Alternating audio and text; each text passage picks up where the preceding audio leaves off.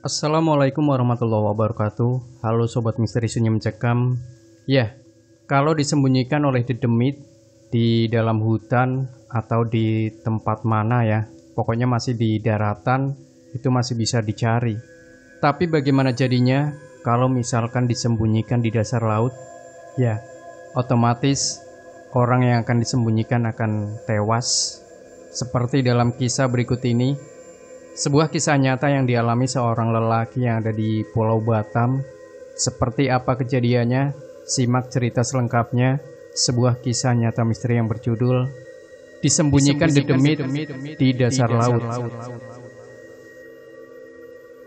Cerita ini berasal dari pesisir pantai sebuah pulau, di mana di sana terdapat banyak sekali nelayan yang bergantung hidup pada laut. Bisa dibilang, laut adalah sumber utama kehidupan nelayan setempat. Aku adalah salah satu anak nelayan yang sekolah sambil jadi nelayan. 11 tahun lalu, aku masih kelas 2 SMP. Selepas pulang sekolah, aku selalu duduk di pangkalan nelayan yang ada di tepi pantai. Pangkalannya itu seperti kedai kopi semacam gubuk tua. Aku ke sana bukan buat main pantai atau cari kelomang, tapi di sana aku nyari uang jajan. Kerjaanku itu bantuin nelayan yang baru balik melaut untuk dorong perahunya ke tepian pantai.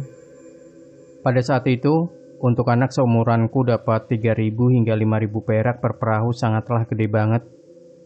Dalam satu hari aku bisa bantuin 6-8 perahu. Bisa kalian hitung sendiri dalam sehari aku dapat 30 hingga 40 ribu, dan itu bagiku gede banget. Sampai-sampai di sekolah, aku disangka anak orang kaya. Padahal aku anak nelayan. Masih kelas 2 SMP aku udah ngerokok. Dan aku gak berani ngerokok di kawasan rumah. Karena pastinya mulutku pasti dicabein sama tanteku. Sebaliknya, kalau depan omku malah gak apa-apa. Setiap hari Minggu aku nongkrong di kedai kopi itu. Dan ada omku juga di sana. Kebetulan omku gak pergi ngelaut. Karena omku ini lagi sakit. Di kedai kopi itu nggak hanya ada aku dan omku, tapi juga ada orang-orang pengepul ikan di sana. Di sana mereka lagi ceritain tentang jin laut yang menurutku horor banget. Menurut cerita, mereka jin laut bisa berwujud apa saja. Ada yang berwujud ikan raksasa atau bisa berwujud benda yang nggak wajar. Jadi mereka menceritakan pengalaman mereka masing-masing saat bertemu jin laut. Ada cerita salah seorang pengepul yang mana ada nelayan yang perahunya dipenuhi ikan secara misterius. Padahal nelayannya itu belum sempat menurunkan umpan. Otakku sendiri kayak gak nerima sama cerita si pengepul tersebut. Tapi semua orang yang ada di sana mengiyakan cerita tersebut.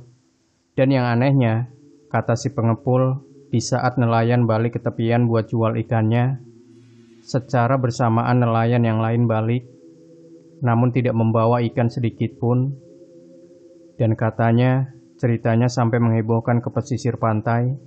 Setelah aku selidiki ke nelayan-nelayan lain, ternyata ceritanya itu benar. Karena menurut cerita orang-orang, nelayan yang beruntung itu sebelum pergi melaut, ia mendapati anaknya demam tinggi. Sempat kepikiran buat gak pergi ke laut karena khawatir dengan kondisi anaknya. Namun, nelayan tersebut tidak memiliki uang sepeser pun. Kebetulan pada saat itu hasil tangkapan nelayan juga sangat jarang. Jadi kalau dapat pun hanya cukup buat beli kebutuhan untuk hari itu saja. Nah, karena nggak ada uang untuk berobat anaknya, dengan berat hati, nelayan tadi pergi melaut, berharap agar bisa dapat tangkapan yang banyak, supaya bisa bawa berobat anaknya. Sebelum berangkat, pasti dia selalu sujud dan mengucap doa di perahunya, dan terjadilah hal aneh yang udah aku ceritain tadi. Menurut cerita si nelayan, menempuh perjalanan 2 jam untuk sampai ke tengah laut. Pas sudah sampai di tengah laut, dia mempersiapkan peralatan kailnya. Saat ingin mengambil umpan di fiber yang terletak di lambung perahunya, ia pun terkejut karena fibernya sudah dipenuhi ikan-ikan besar. Sudah dipastikan sebelum berangkat, nelayan ini menaruh umpan di fibernya itu nggak ada ikan sama sekali, cuma ada es batu dan umpan doang. Nah, Di sini menurutku semua kejadian di laut itu tergantung sikap dan perkataan kita saat berada di laut. Karena aku sendiri pernah mengalami. Aku itu dulu suka nggak percaya sama hal-hal mistis.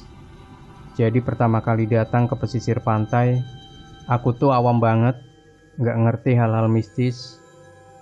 Apalagi di umur segitu aku taunya pocong sama genderuwo yang ada di film-film doang.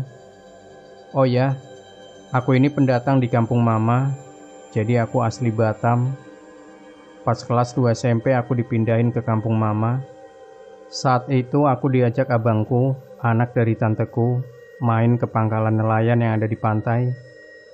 Jadi di sana selain ada perahu mesin, juga ada kapal yang muatannya 10 hingga 15 nelayan dalam satu kapal. Hal mistis yang aku alamin adalah saat itu aku kebelet kencing banget dan gak ada toilet di sana.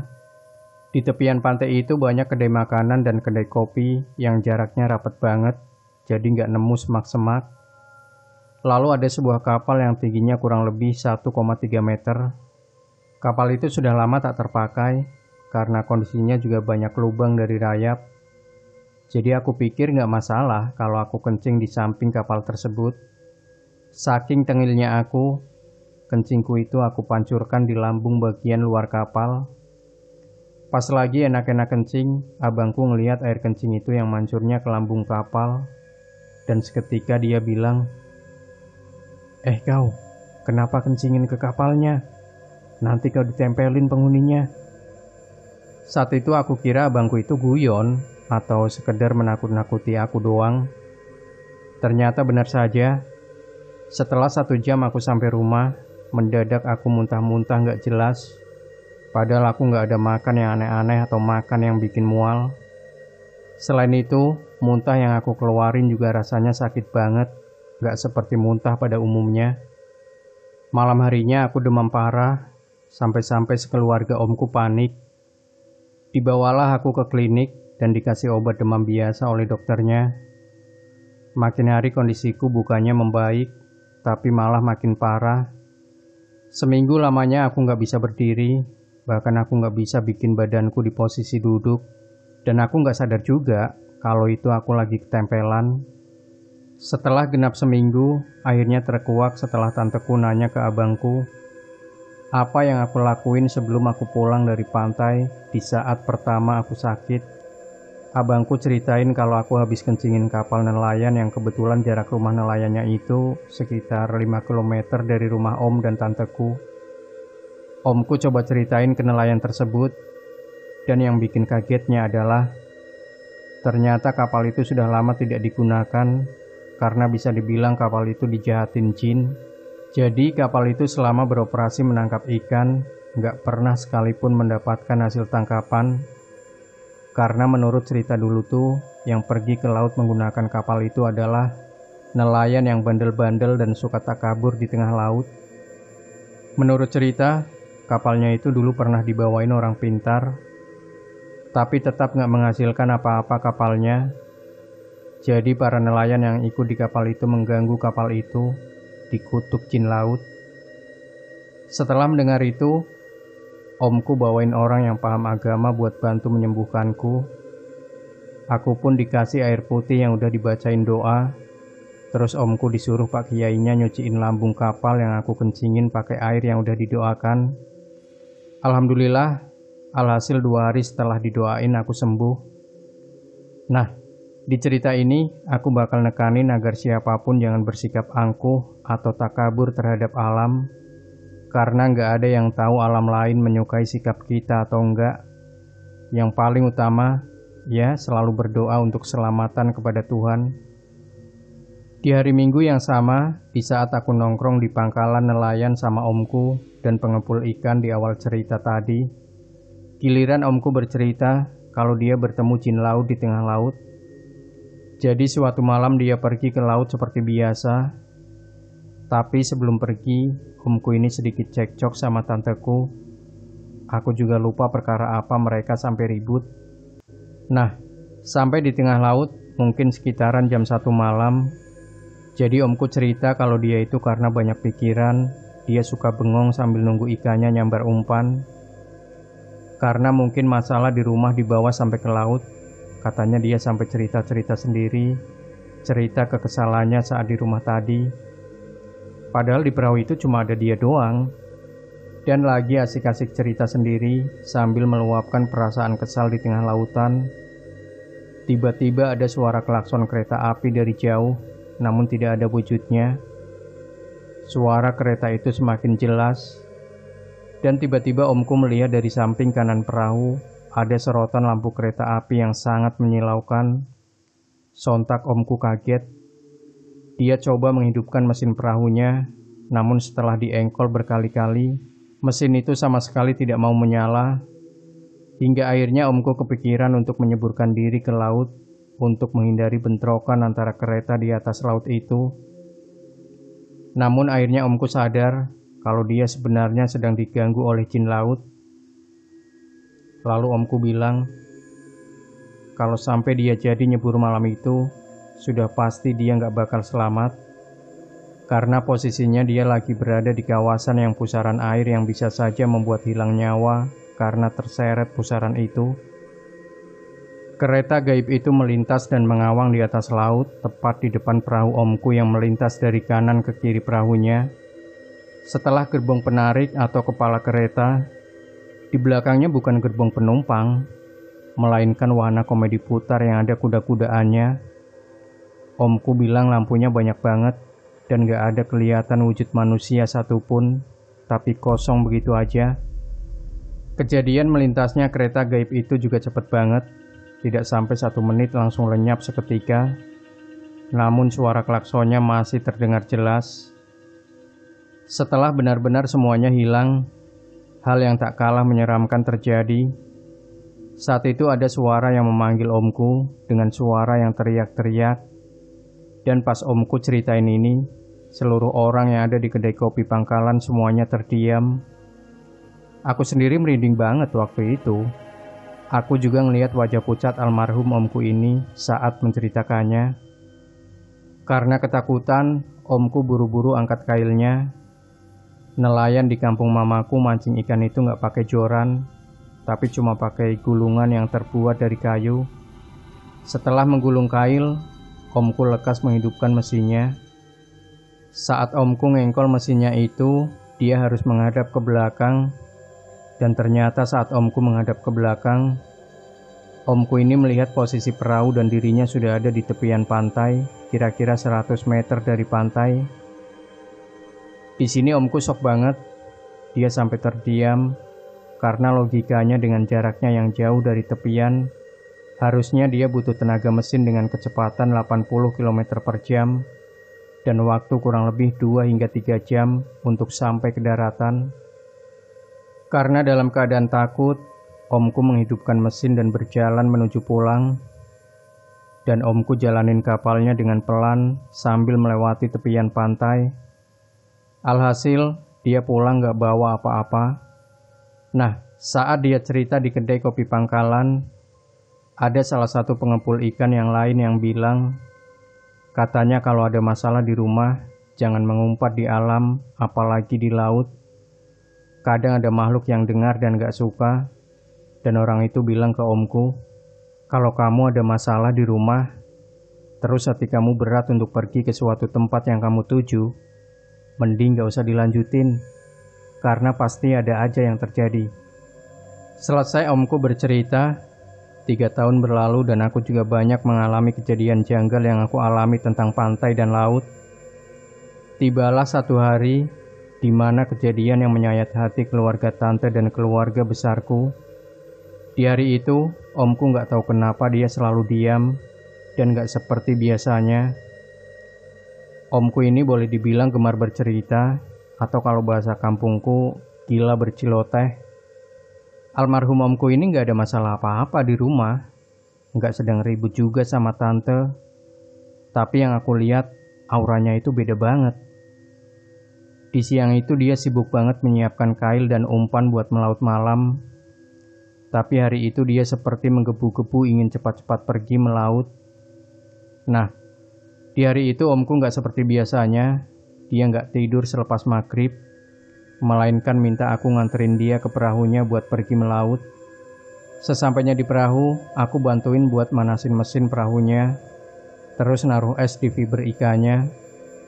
Dan lagi-lagi di sini perasaanku benar-benar gak enak melihat tingkahnya. Karena sesemangat apapun, dia gak bakal pergi melaut secepat ini. Jam 7:30, aku bantuin dia dorong perahunya ke air. Setelah berangkat dengan perahunya, aku gak langsung pulang. Tapi aku melihat arah dia ini pergi dengan tanda lampu switchnya kedap-kedip. Setelah dilihat kedipan lampunya hilang, aku bergegas pulang dengan perasaan yang gak enak. Pas mau tidur, aku sempat nanya sama anak omku, "Bang, Om hari ini kok cepet ya pergi ke lautnya? Dan dari siang dia diam aja," tanyaku. "Oh, mungkin biar dapat ikan yang banyak. Kayaknya biasa aja bapak aku," jawab abangku ini. Aku pikir ada yang janggal di rumah omku ini, karena satu rumah gak ada yang sadar sama gelagat omku hari itu. Besoknya seperti biasa, pulang sekolah aku nungguin om pulang di pangkalan. Jam 2 aku udah mangkal di kedai kopi biasa, tempat dimana aku nungguin nelayan-nelayan pulang. Sampai jam 5 sore aku menunggu dari semua nelayan yang balik. Cuma omku yang belum balik. Aku sampai bertanya-tanya sama nelayan lainnya, apa mereka melihat omku atau enggak. Ada beberapa orang yang melihatnya di pagi hari dan omku masih mancing ikan. Ada juga yang beranggapan kalau omku bakal nginap di laut dan baliknya besok. Tapi pikiranku kacau banget hari itu, karena kemarinnya aku lihat dia beda banget. Jam 6 aku pulang, niat hati mau sholat maghrib, dan aku berencana akan kembali menunggu omku di pangkalan setelah sholat. Dari pangkalan, aku gas motorku arah pulang ke rumah. Sesampainya di rumah, tanteku dapat telepon dari pesisir pantai daerah lain yang jaraknya sangat jauh dari daerahku.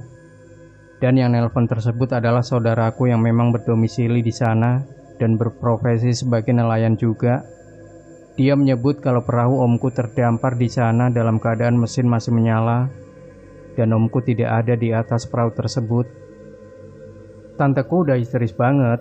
Aku dan abangku bergegas keliling kampung buat manggilin para nelayan agar segera berkumpul di pangkalan dan bantu mencari omku di tengah lautan. Seluruh nelayan malam itu juga beramai-ramai menyisir ke tengah lautan dan menelusuri spot di mana omku kelihatan di pagi hari oleh nelayan lain. Sembari mencari, di kapal yang aku tumpangi ada yang beranggapan kalau omku terjatuh pas lagi ngengkol mesin. Jadi mesin hidup, omku nyebur ke laut. Aku udah gak mikir ke sana lagi. Yang aku pikirin, gimana caranya omku ditemukan dalam keadaan selamat. Dari malam sampai pagi, aku dan nelayan lainnya terus mencari sampai ke tepian, tapi tetap gak menemukannya. Di pagi harinya, aku dan nelayan dibantu oleh tim dari Basarnas untuk menyisir, namun tetap tidak ditemukan. 4 hari pencarian, hasilnya tetap nihil, dan Basarnas juga sudah sekuat tenaga bantuin keluarga dan nelayan setempat untuk mencari omku. Di hari kelima, tanteku membawa orang pintar ke pangkalan untuk menyerahkan sesajen kepada laut berupa ayam hitam. Karena menurut beberapa orang-orang tua di daerah, omku ini disembunyikan jin laut di dasar laut. Ada juga yang sampai didatangi dalam mimpi sama omku. Dan kata orang yang diimpikan, omku datangnya dalam keadaan diikat sama seseorang dan menjerit tanpa suara meminta tolong. Setelah pelemparan sesajen ke laut berupa ayam hitam selesai, semua orang balik ke rumah masing-masing, begitu juga aku dan keluarga. Pelemparan sesajen ini sebenarnya aku gak begitu percaya, karena aku orang yang dari kecil diajarkan selalu percaya sama Allah. Tapi gak bisa dipungkiri, keyakinan orang itu berbeda-beda terhadap hal mistis. Keesokannya, tepat jam 12 siang, tanteku dapat telepon dari nelayan yang ada di pangkalan kalau omku udah ditemukan. Namun, omku ditemukan dalam keadaan tidak bernyawa. Selain itu, yang lebih menyayat hati lagi adalah tubuh omku ditemukan dengan keadaan yang tidak utuh. Organ tubuhnya ada yang hilang, seperti isi perut, tangan, dan mukanya juga sebagian sudah hilang. Sudah dipastikan itu karena ulah ikan pemakan bangkai. Walaupun tidak utuh, aku dan keluarga bersyukur karena almarhum omku bisa dimakamkan dengan selayaknya, dan tante beserta keluarga yang lain juga menerima dengan lapang dada.